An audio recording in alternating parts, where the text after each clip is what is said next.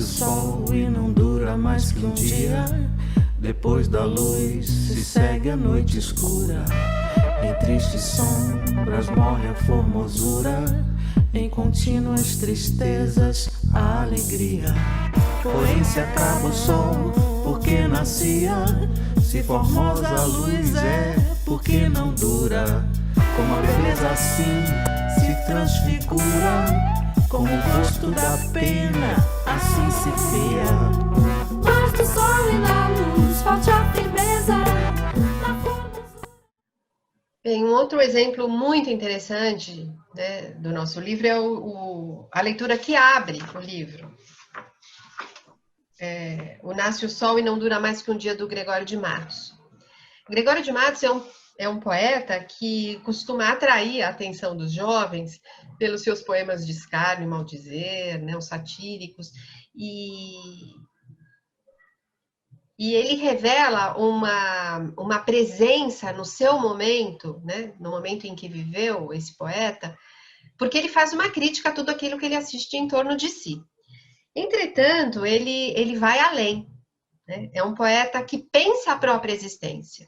E esse poema, ele me parece um poema muitíssimo interessante, porque ele problematiza a própria existência, o que é estar aqui e o que é viver num tempo em que tudo tem um começo e fim, começo, meio e fim, e que esse fim está próximo, tudo acaba, né? Então, nasce o sol e não dura mais que um dia. É tão interessante porque, por meio da leitura do poema, nós fomos descobrindo quais são as oposições que ele cria. E isso é muito barroco, né? Ele é muito barroco. E no jogo de ideias, parece que ele atualiza o barroco. Digo, na minha leitura contemporânea, eu atualizo o barroco. O barroco se torna atual porque a questão filosófica que ele traz é a minha também. Então, a porta de entrada pode ser uma discussão filosófica.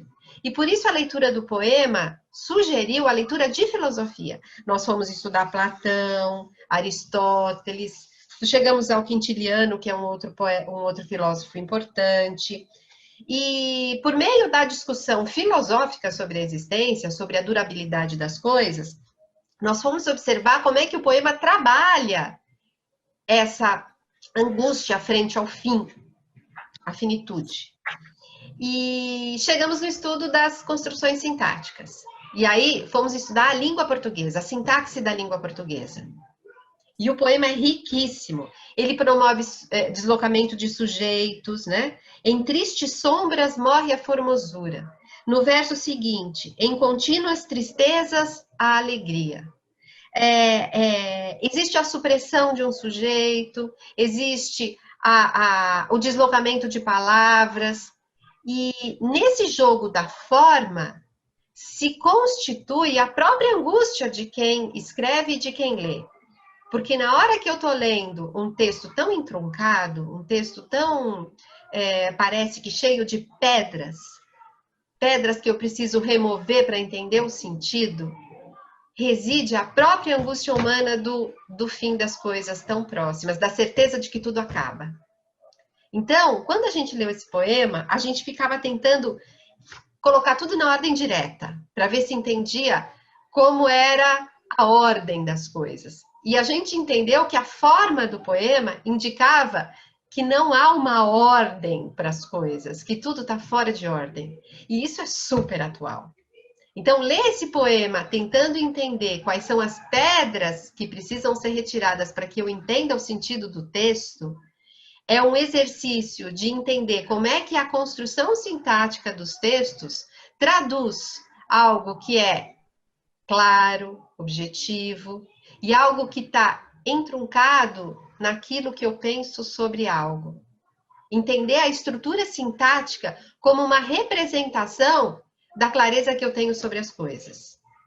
Essa foi uma experiência muito rica sobre o entendimento da língua, da sintaxe da língua. Eu acho que vale a pena comentar também sobre a segunda estrofe desse poema, que é formada apenas por perguntas. Um quarteto, 4 perguntas. Porém, se acaba o sol, por que nascia? Se formosa a luz é, por que não dura? Como a beleza assim se transfigura? Como o gosto da pena assim se fia? O fato de haver tantas perguntas, uma estrofe só de perguntas, também é um fio ali que, se a gente puxar, a gente pode ter experiências didáticas muito, muito ricas. Porque a gente começou a perceber, não só no trabalho com poesia, no nosso trabalho como professoras, de uma forma geral, que, tradicionalmente, a escola é o lugar onde o professor pergunta e o aluno responde. Mas que isso funciona bem, funciona para muita coisa. Mas a gente pode ir além, pode inverter um pouco isso, e muitas vezes, na boa pergunta, pode estar a situação de aprendizagem mais valiosa. Exatamente. Muito bom isso. Porque esse poema nos ajudou a pensar sobre a importância de apoiar o aluno a fazer boas perguntas. E por isso fomos para a filosofia também, né? Estudamos filosofia para pensar quais são as boas perguntas que eu devo fazer a mim, aos textos, às obras de arte que eu aprecio. Que perguntas eu faço? Então, em vez de procurar respostas, eu busco as perguntas que as obras suscitam em mim. E talvez não tenha resposta. Ou talvez eu não tenha resposta ainda. Eu vou ter depois de um tempo, depois de estudar mais, depois de viver a experiência do estranhamento um tempo mais estendido. Então, apoiar o aluno a sustentar o estranhamento que uma obra traz. Não procurar o que a obra quis dizer. Esse não é um bom caminho. Ou não para todas as obras, talvez algumas suscitem isso, mas algumas obras suscitam a ideia de que eu vou ter que sustentar o estranhamento que elas trazem. E que eu vou apenas saber fazer boas perguntas quando eu me deparo com esse estranhamento. E essa foi uma experiência bastante rica para nós. Porque é claro que a gente vem de uma história de educação que a gente quer dar a resposta para o aluno.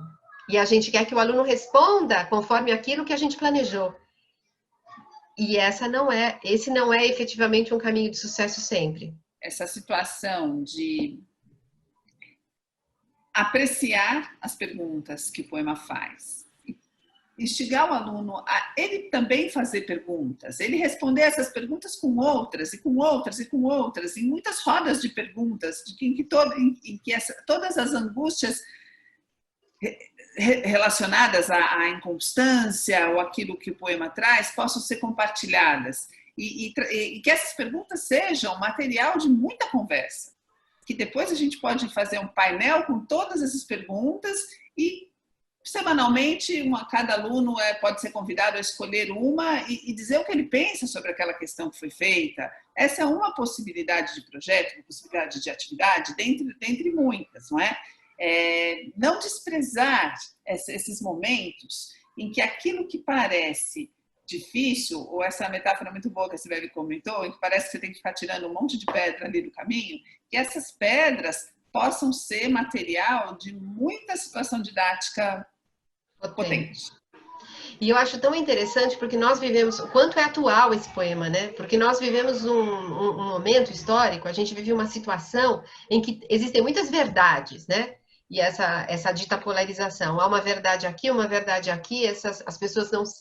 Esses grupos, né, polarizados não conseguem dialogar neste momento, vivemos num momento que é muito importante reaprender a fazer perguntas e sustentar a falta de resposta. Eu acho que essa é a atualidade deste poema e de estudar o barroco. O do quanto que a gente precisa sustentar a ausência de respostas e não afirmar por afirmar só para ter uma certeza. Então, eu acho que é urgente estudar Gregório, é urgente estudar barroco, é urgente atualizar o barroco numa perspectiva filosófica mesmo, a partir das perguntas que o Gregório traz nesse poema. Eu acho que é uma grande contribuição. Eu continuo defendendo o Gregório, o estudo do Gregório na escola, na sala de aula. Nasce o sol e não dura mais que um dia. Depois da luz se segue a noite escura. Em tristes sombras morre a formosura. Em contínuas tristezas a alegria. Porém se acaba o sol, porque nascia. Se formosa a luz é, porque não dura. Como a beleza assim se transfigura, como o gosto da pena assim se fia. Mas no sol e na luz falte a firmeza, na formosura não se dê constância, e na alegria sinta-se tristeza. Começa o mundo, enfim, pela ignorância, e tem qualquer dos bens por natureza, a firmeza somente na inconstância.